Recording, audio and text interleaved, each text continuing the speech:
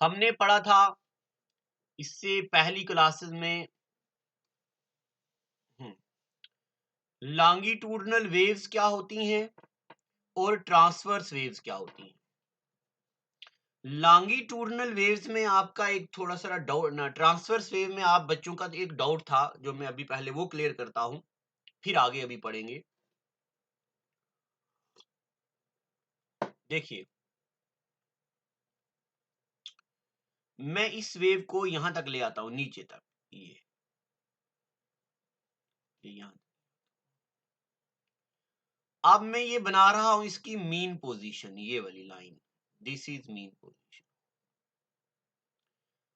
आप बच्चे ये पूछ रहे थे कि सर अगर मैं यहां से लेता हूं, वेवलेंथ कहां से कहां तक होती है, तो वेवलेंथ ये होगी एक क्रस्ट, ये वाली क्रस्ट, और ये होगी ट्रफ। एक क्रस्ट से लेके एक ट्रफ के बीच ये जो डिस्टेंस होता है इसको बोलते हैं वेवलेंथ। अब आप बच्चे पूछ रहे थे कि सर अगर ये वेवलेंथ होती है तो ये आगे क्या होती है, और मेरे बच्चों बड़े साथ दो यार आप लोग, ये वाली भी वेवलेंथ है और यहां से लेके यहां तक ये भी वेवलेंथ है, this is also one wavelength. तो आगे क्या है, यहां से लेके ये बन गई एक साइकिल, ये भी एक वेवलेंथ है। तो ढेर सारी वेवलेंथ बनती जाएंगी, यानी कि एक क्रस्ट के शुरू से दूसरी क्रस्ट के शुरू तक, यहां तक जो जो लंबाई होती है, जो लेंथ होती है, उसको बोलते हैं वेवलेंथ। ठीक है ना। अब एक चीज और जरा सुन लो, क्या ये वेवलेंथ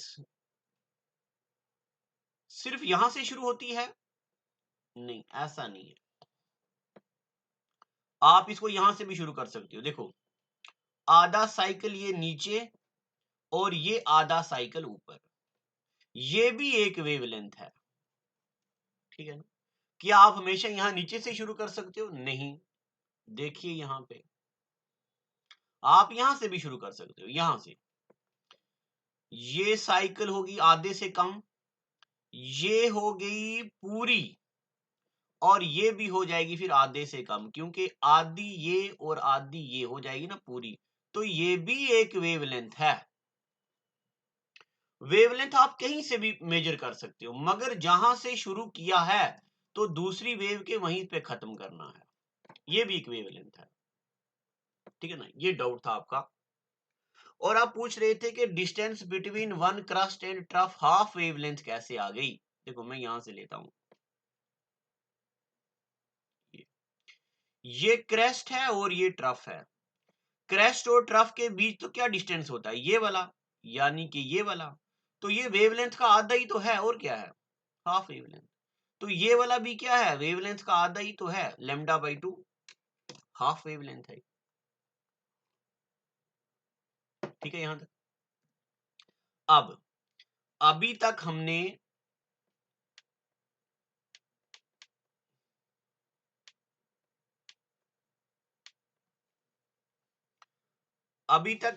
क्या पढ़ा है,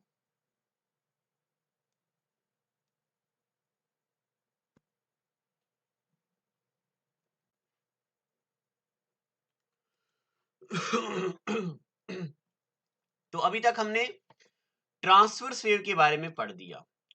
अब बच गई हैं प्यारे बच्चों लॉन्गिट्यूडनल वेव्स। तो लॉन्गिट्यूडनल वेव्स के बारे में अभी हम आपको बताते हैं। देखिए, जिस तरह ट्रांसवर्स वेव में क्रेस्ट और ट्रफ होता है, उसी तरह लॉन्गिट्यूडनल वेव्स में जो ये जगह होती है, ये खुली खुली जहां पे, इसको बोलते हैं रेयरफेक्शन। और ये वाली जो तंग जगह होती है, इस वाली जगह को बोलते हैं कंप्रेशन। इसको क्या बोलते हैं, कंप्रेशन। तो what is compression? Compression is that portion of longitudinal wave in which medium particles are closely packed. And what is rarefaction? Rarefaction is that part of longitudinal wave in which material particles are loosely packed. यहां पे ये loose हैं particle, दूर दूर हैं, और यहां पे पास पास हैं.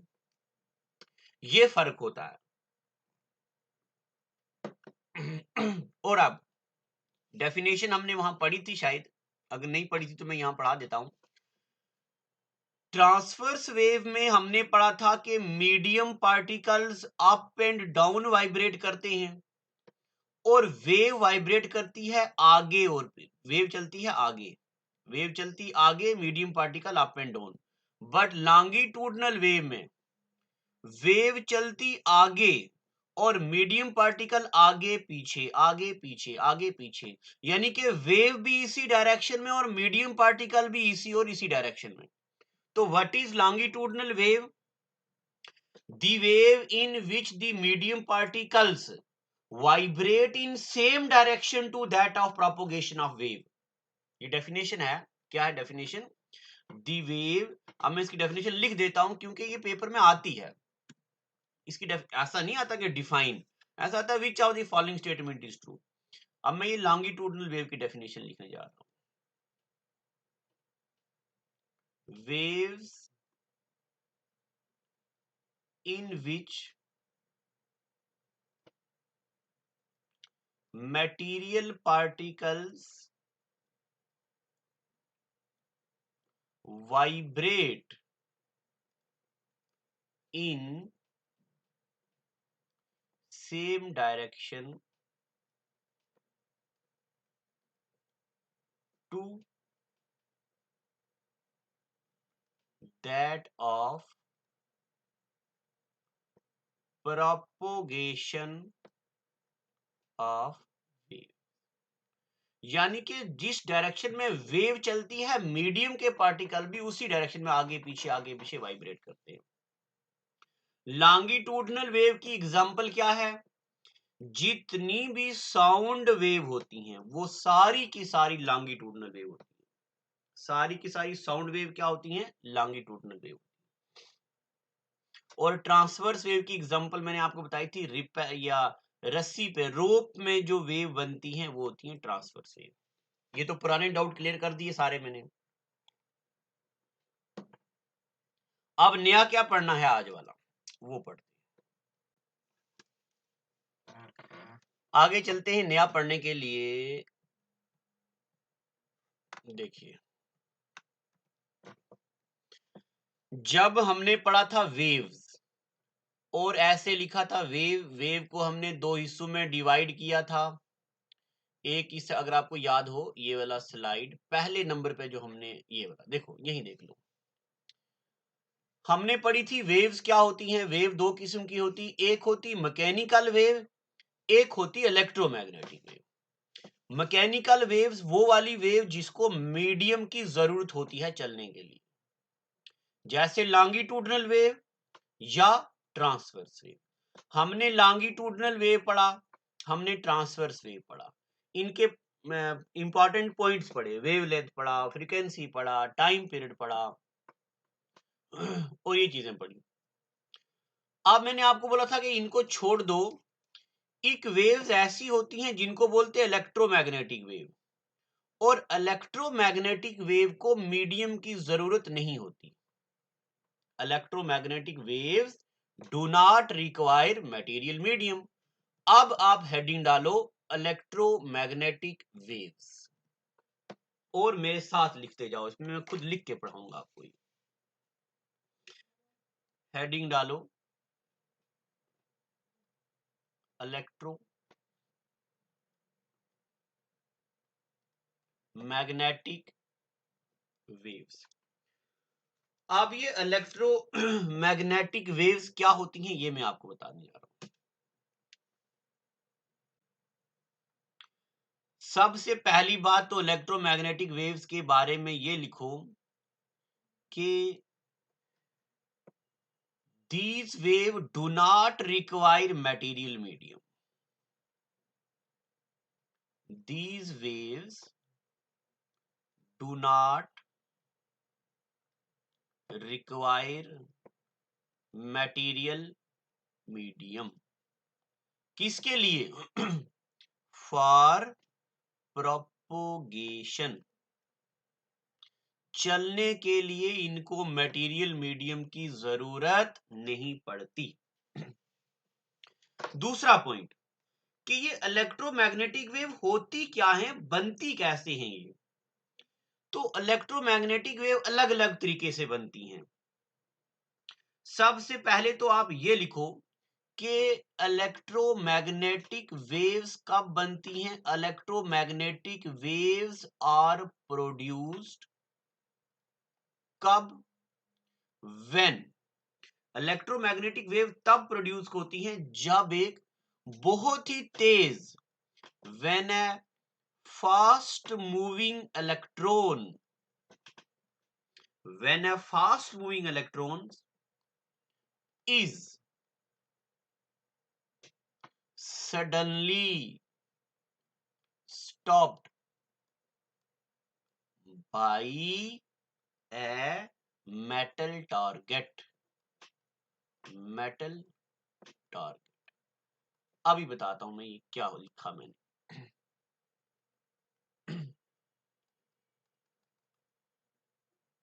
देखो, ये कोई मेटल की शीट रख दी रास्ते में और यहां कोई गन रख दी। इस गन से इलेक्ट्रॉन्स निकल रहे हैं, ठीक है ना?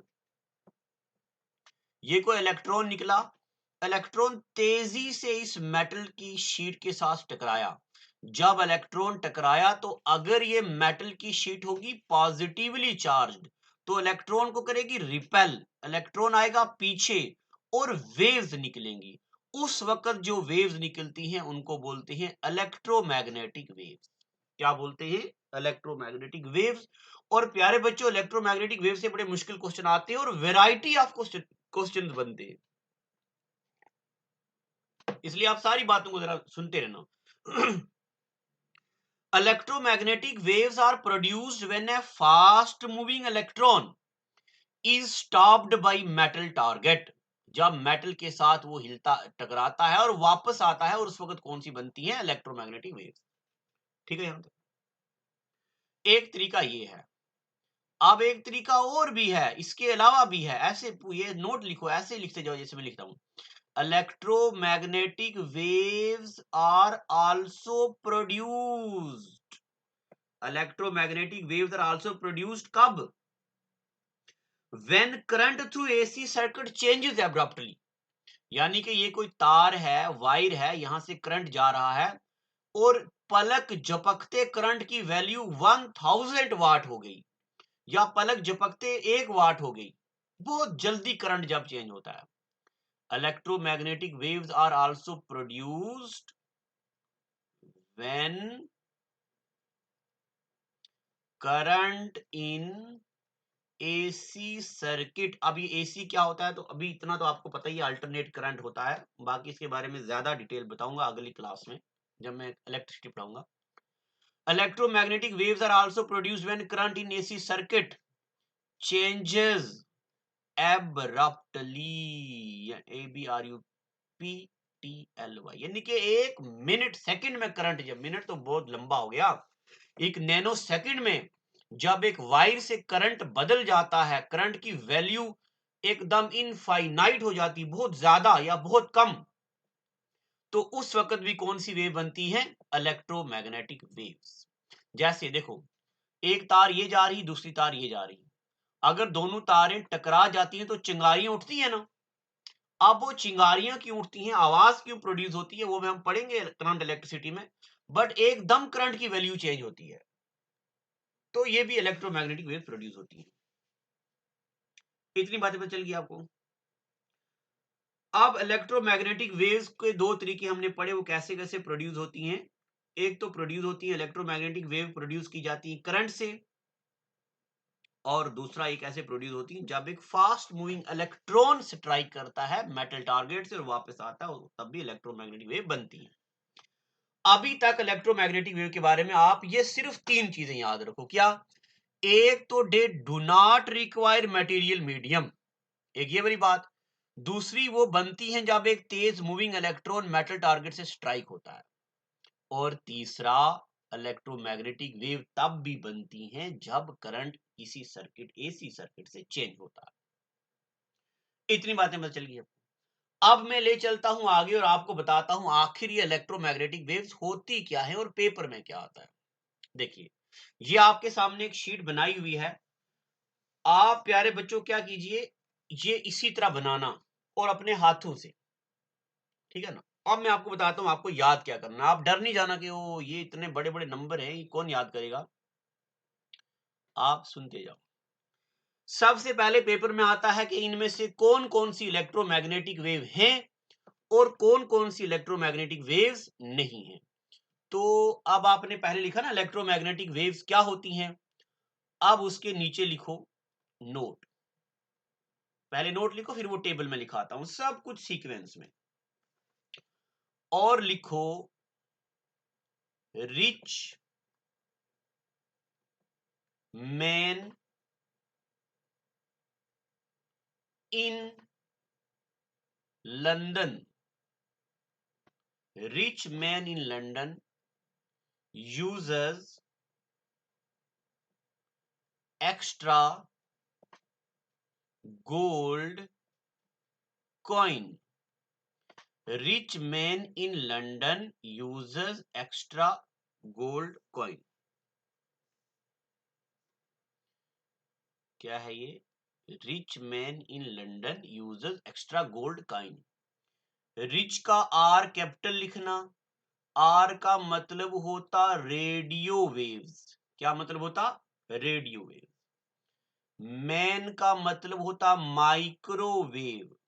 माइक्रोवेव ओवन है ना, माइक्रोवेव। आई का मतलब होता इंफ्रा रेड वेव। और एल का मतलब होता लाइट। एल का मतलब क्या होता? लाइट। कौन सी लाइट? विजिबल लाइट, जो हमें सूरज की रोशनी है। यू का मतलब होता ultra violet rays. Ultra violet rays. X का मतलब होता एक्स रेज। जी का मतलब होता गामा रेज। जी का मतलब क्या होता? Gamma rays. सी का मतलब होता कॉस्मिक वेव्स। सी का मतलब क्या होता है? Cosmic waves. अभी आप कॉस्मिक वेव को यहां पे स्किप कर दो क्योंकि ये हमारे पेपर्स में नहीं आती हैं कभी। कॉस्मिक वेव्स क्या होती हैं ये हमें नहीं पढ़ना। अगर जो बच्चा आईएएस वगैरह कर रहा है उसको ज्योग्राफी में कॉस्मिक वेव्स पढ़नी होती हैं, क्योंकि जब बिग बैंग थ्योरी पढ़ते हैं तब कॉस्मिक वेव्स भी पढ़ते हैं, तो इसको आप जरा भूल जाओ। तो कौन कौन सी इलेक्ट्रोमैग्नेटिक वेव्स होती हैं? Rich man in London uses extra gold, बस इतना याद रखो। Radio, micro, infrared, visible light, ultra violet, X ray और गामा रे। इतनी बातें पता चल गई आपको। तो ये वाली सारी जो होती हैं ये होती हैं transverse wave. I am sorry, electromagnetic, very sorry, ये होती हैं इलेक्ट्रोमैग्नेटिक वेव। कौन कौन सी? Rich man in London use extra gold coin, यानी कि radio wave, microwave, infrared, visible light, ultra violet, X ray और गामा रे। अब मैं आपको ये बता रहा हूं कि और इसके बारे में पेपर में क्या क्या आता है। देखिए, अब आप ये बनाओ, यहां पे लिखो नेम ऑफ इलेक्ट्रोमैग्नेटिक वेव्स। एक डब्बे में हो गया इलेक्ट्रोमैग्नेटिक वेव का नाम, और यहां होगी उसकी फ्रीक्वेंसी, यहां लिखो वेवलेंथ, और यहां लिखो उसका सोर्स, और यहां लिखो उसकी एप्लीकेशन। और एक डब्बा यहां पे और बना दो। इस डब्बे में लिखो आप डिस्कवरी किसने की थी। ठीक है ना, हु डिस्कवर्ड, डिस्कवरी। मगर ये डब्बा आप कहां लिखना? पहले नंबर पे लिखो नेम ऑफ इलेक्ट्रोमैग्नेटिक वेव। दूसरे नंबर पे लिखो आप डिस्कवरी, डिस्कवर किसने की। तीसरे नंबर पे लिखो आप फ्रीक्वेंसी। चौथे नंबर पे लिखो वेवलेंथ। और सोर्स अगर आप नहीं भी याद करने चाहते तो कोई जरूरत नहीं, सोर्स कभी पेपर में आते नहीं है, सोर्स को मैं स्किप कर देता हूं। और सोर्स के बाद यहां पे कर दो आप एप्लीकेशंस, यानी कि वो जरूरत कहां कहां पे आती है। इतनी बातें पता चल गई आपको। अब इनकी एप्लीकेशन कहां है? ये पेपर में आती हैं। अब देखो सबसे पहले यहां पे है गामा रेज। क्या है ये? Gamma rays. सबसे ऊपर मैंने गामा रे लिखा है। अब प्यारे बच्चों आपको ये नंबर याद करने की जरूरत नहीं है। ये जो 5 इंटू 10 की पावर, ये कभी पेपर में ना आते हैं ना आएंगे, ना आपको याद रखने। इतनी चीजें थोड़ी याद रखनी है। आपको बस ये याद रखना है कि गामा रे जो है वो सबसे ऊपर होनी चाहिए। और यहां देखो इसकी जो फ्रीक्वेंसी है गामा रेज की, वो अब देख से चल, अब पहले मैं आपको ये बता दूं। देखो ये नंबर ऊपर से नीचे आ रहे आ रहे आ रहे आ रहे आ रहे। यहाँ देखो अभी यहाँ पे 5 था, यहाँ पे 3 है, यहाँ पे 1 है, ये 10 की पावर 16 है, ये 10 की पावर 14 है, फिर 10 की पावर 14, 10 की पावर 13, 10 की पावर 11, 10 की पावर 9। यानी कि फ्रीक्वेंसी ऊपर से नीचे कम हो रही है। बस ये आपको याद रखना है। फ्रीक्वेंसी ऊपर से नीचे क्या हो रही है? कम। और अगर हम वेवलेंथ की बात करें तो वेवलेंथ ऊपर से नीचे इंक्रीज हो रही है। वेवलेंथ ऊपर से नीचे क्या हो रही है? इंक्रीज। वेवलेंथ क्या हो रही है? फ्रीक्वेंसी हो रही है डिक्रीज, और वेवलेंथ क्या हो रही है? इंक्रीज। बस आपको ये याद रखना है। और वेवलेंथ देखो ये बढ़ती चलेगी बढ़ती चलेगी बढ़ती चलेगी। यहाँ पे था ना, कहाँ गया? ये था ना नेगेटिव पावर, ये भी नेगेटिव, ये भी नेगेटिव, ये भी नेगेटिव, ये भी नेगेटिव। आगे देखो ये पॉजिटिव हो गया है। यानी कि वेवलेंथ बढ़ रही है और फ्रीक्वेंसी कम हो रही है। अब आप ऐसे लिखो, gamma ray, X ray, ultraviolet, visible, infrared, heat, ready. अच्छा हीट, अच्छा इंफ्रारेड के बाद आप हीट को स्किप कर दो, हीट इसमें मत लिखो, क्योंकि इंफ्रारेड वेव से ही हीट वेव निकलती है, तो हीट को रहने दो।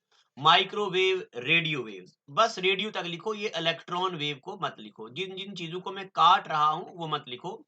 और मुझे नोट्स ये सेंड करना, I will check your notes कि कैसा आप काम कैसा किया आपने।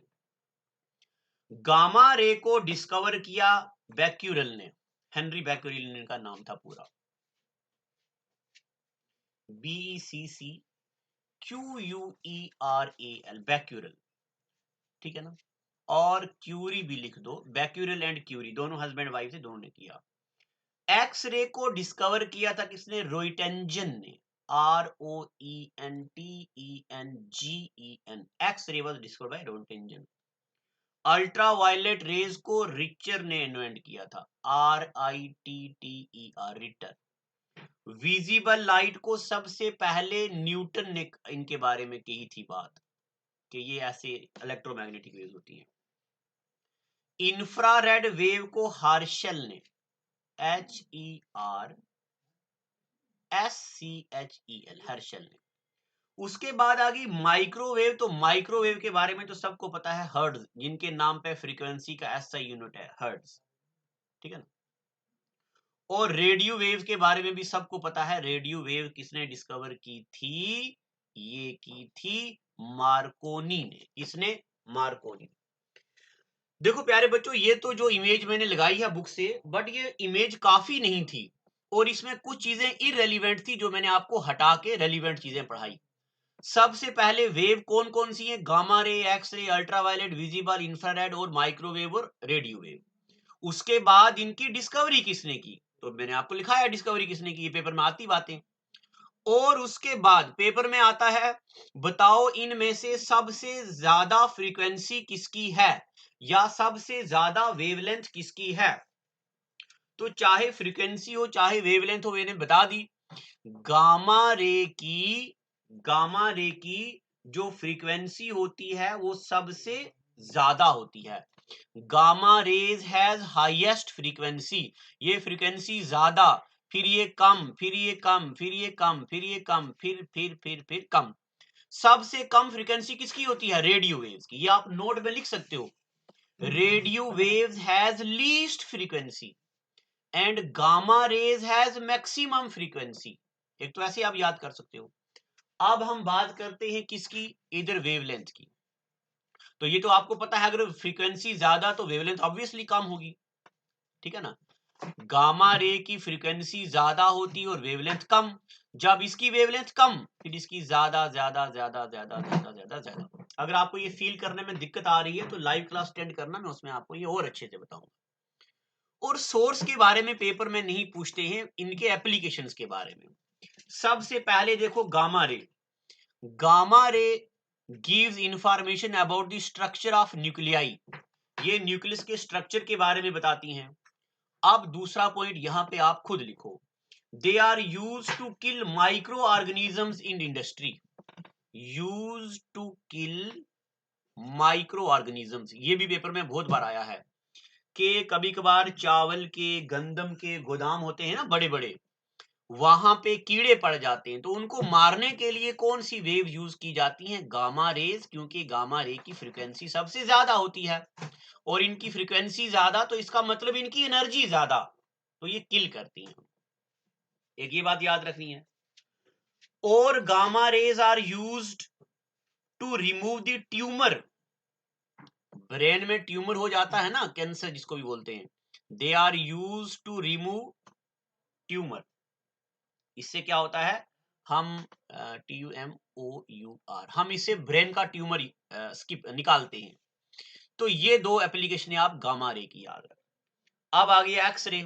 तो एक्सरे के बारे में आपको पता है ना, जब हम दुकान पे ये मेडिकल के पास जाते हैं स्टोर पे, तो वो हमारा एक्सरे करता है। एक्सरे थेरेपी में यूज होता है, क्योंकि ये हमारे मीट से पास हो जाती है और हड्डी से पास नहीं होती। जब एक्सरे हमारी हड्डी से पास नहीं होती तो हमें पता चल जाता है कि हड्डी में क्रैक कहां पे है।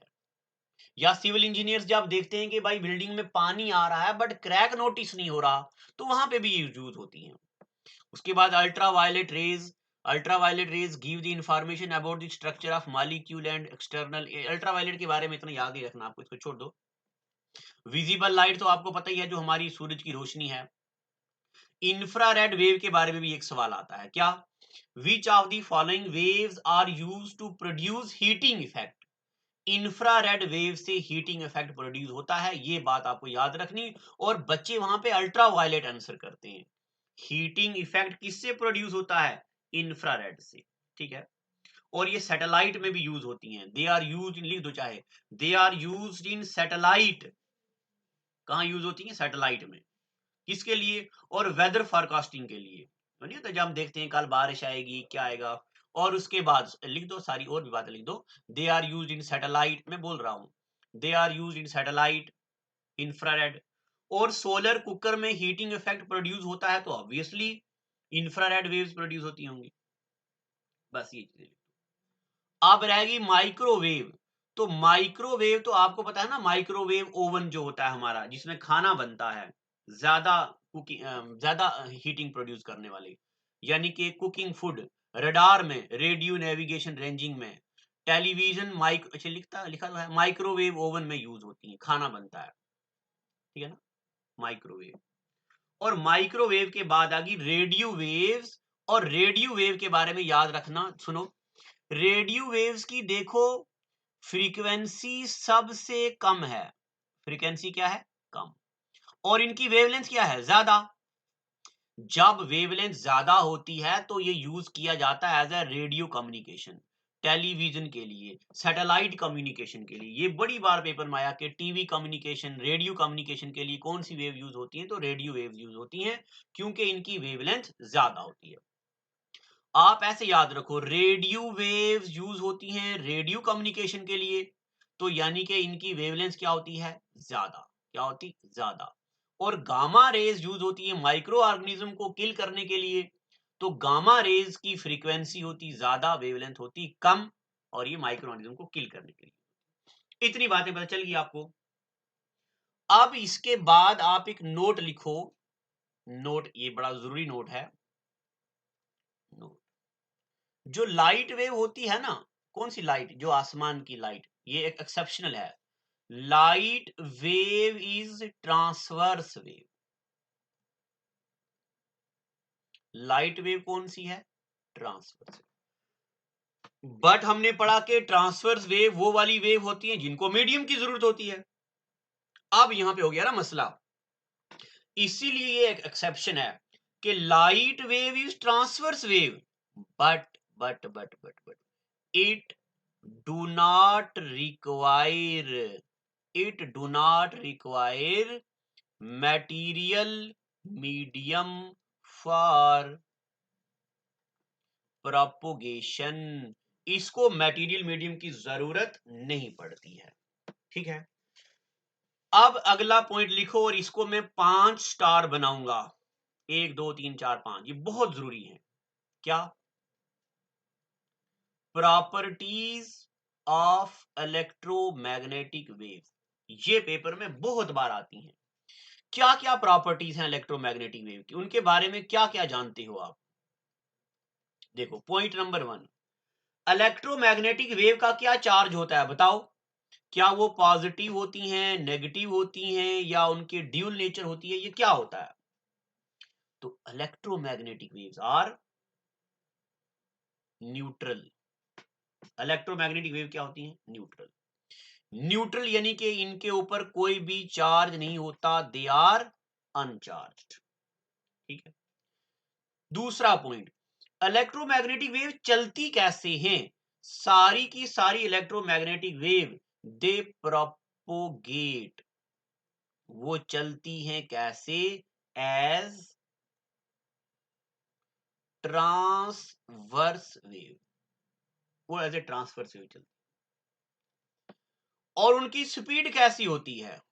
They propagate as speed of light. जैसे लाइट की स्पीड होती है ऐसे ही वो भी चलती है। नेक्स्ट पॉइंट, इलेक्ट्रोमैग्नेटिक वेव का कंसेप्ट सबसे पहले किसने दिया था? कंसेप्ट वाज गिवन बाय, और भी ढेर सारे बंदे आए थे, बट सबसे पहले दिया था एक अंकल हैं, इनका नाम है चाचा मैक्सवेल। किसने दिया था? मैक्सवेल। आप एक दो और लिख दो। जितनी भी इलेक्ट्रोमैग्नेटिक वेव्स हैं, इलेक्ट्रोमैग्नेटिक वेव्स जो होती हैं वो अनचार्ज होती हैं, तो मैंने आपको बता दिया। और इलेक्ट्रोमैग्नेटिक वेव्स जो होती हैं, हाँ, सबसे खास बात, दे कैरी एनर्जी। क्या कैरी करती हैं? Energy and momentum. They carry energy and momentum. अब आप बोल रहे हो कि मास्टर ये का नौटंकी चल रही है, का बोल रहे हो, मोमेंटम का बताए हो हमें? तो प्यारे बच्चों, आप अपने दिल पे हाथ रखो और बोलो कि मास्टर पढ़ाएगा मोमेंटम का होता। मोमेंटम जब मैं मोशन पढ़ाऊंगा तब पढ़ाऊंगा product of mass and velocity क्या होता है। अभी इतना याद रख लो कि यानी कि ये वजन डालती हैं। इलेक्ट्रोमैग्नेटिक वेव्स क्या करती हैं? वजन डालती हैं। ठीक है ना? चलो, ये कुछ एक बातें इलेक्ट्रोमैग्नेटिक वेव के बारे में। ये लिखना था आपको नोट। लाइट वेव जो है वो ट्रांसवर्स वेव है, बट वो मटेरियल की जरूरत नहीं होती। इसका मतलब लाइट वेव को हम इंक्लूड करते हैं किसमें? Electromagnetic wave. इलेक्ट्रोमैग्नेटिक वेव्स की प्रॉपर्टीज कैसी होती है? उसके बाद पेपर में आता है which of the following are electromagnetic waves. इनमें से कौन कौन सी इलेक्ट्रोमैग्नेटिक वेव्स हैं? अब नोट लिए, नोट नंबर नेक्स्ट, और इसमें लिखें आप following are not electromagnetic waves. इनमें से कौन कौन सी हैं जो इलेक्ट्रोमैग्नेटिक वेव्स नहीं हैं? तो कौन कौन सी नहीं है? एक तो कैथोड रे, ये इलेक्ट्रोमैग्नेटिक वेव नहीं है। Cathode ray. एक तो कैनाल रे, ये भी इलेक्ट्रोमैग्नेटिक वेव नहीं है। एक तो अल्फा रे, ये भी इलेक्ट्रोमैग्नेटिक वेव नहीं है। एक तो बीटा रे, ये भी इलेक्ट्रोमैग्नेटिक वेव नहीं है। और उसके बाद हमारी साउंड वेव, ये भी इलेक्ट्रोमैग्नेटिक वेव नहीं है। ठीक है, और एक रह गई अल्ट्रासोनिक वेव। अल्ट्रासोनिक वेव भी इलेक्ट्रोमैग्नेटिक नहीं है। बस आपको ये याद रखना है, कैथोड रे, कनार रे, अल्फा रे, बीटा रे, साउंड वेव और अल्ट्रा वेव। गामा रे तो हमने वहां पढ़ दी, ये अल्फा रे है। तो ये वाली सारी इलेक्ट्रोमैग्नेटिक वेव नहीं होती। और कौन कौन सी होती हैं? Rich man in London uses extra gold, यानी के radio wave, microwave, infrared wave, visible light, ultraviolet rays, X ray and gamma ray. ये होती है इलेक्ट्रोमैग्नेटिक वेव्स। अब ये इलेक्ट्रोमैग्नेटिक वेव के बारे में सब कुछ हमने पढ़ दिया है। लाइट का टेस्ट चल रहा है, उसके 150 क्वेश्चन की पीडीएफ भी हम आपको एक दे दी है, और भी देंगे, वो टीम उस पे काम कर रही है। उसका टेस्ट भी लेंगे। लाइट को रिवाइज करके रखो, उसका टेस्ट दो। अब अगला टेस्ट फिर उसके बाद वेव का होगा, और वेव के एमसीक्यू भी दिए जाएंगे आप बच्चों को। ठीक है, तो आज के लिए इतना ही। Thank you and God bless you.